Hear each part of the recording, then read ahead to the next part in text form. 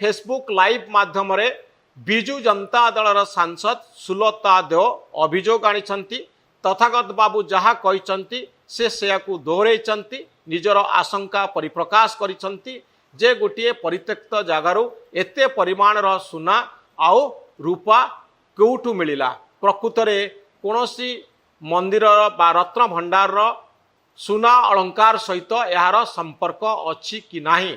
Madam Sulata देव संदेह प्रकाश करुछंती जे गणति मणति काहींकी एपर्यंत करा जाई नाही।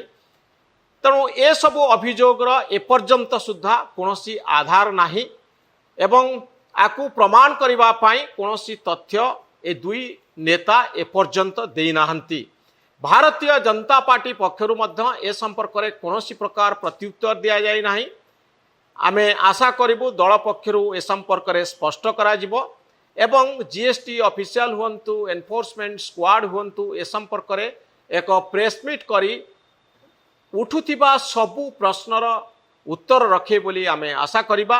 जेहेतु सुना आउ रूपा दुईटी जाक स्पर्शकातर प्रसंग रत्न भंडार कथा सेठी उठुची किंतु रत्न भंडार सुना एयरपोर्ट बाट दे कुआडे जाउची एभली कथा कहिला बेलकू आमकू किछि तथ्य आउ प्रमाण जोगाड़ करबा जरूरी एवं जेहेतु यह जगन्नाथଙ୍କ सहित संपर्कित एथि सहित धार्मिक भावना रहिछि गोटे आध्यात्मिक दर्शन आ पछरे काम करुछि सारा ओडिशार लोक मानकू प्रभावित कला भली ए होछि गोटे प्रसंग।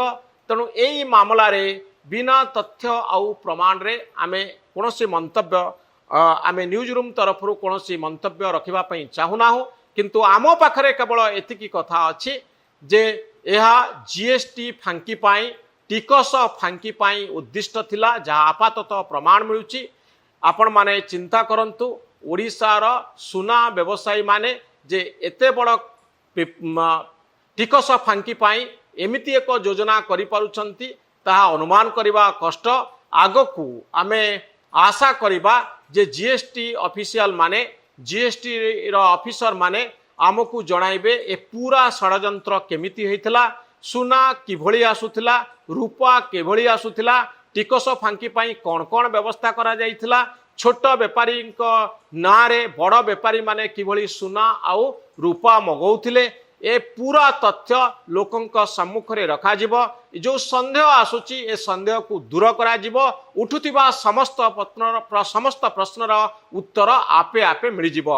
आमे अपेक्षा करिबा प्रेस कॉन्फ्रेंस को ओडिशा सरकारंकर स्पष्ट मत को ता पूर्वरु रत्न भंडार सहित यहाकू जोड़िबा हुए तो ठीक नुहे वर्तमान समय रे।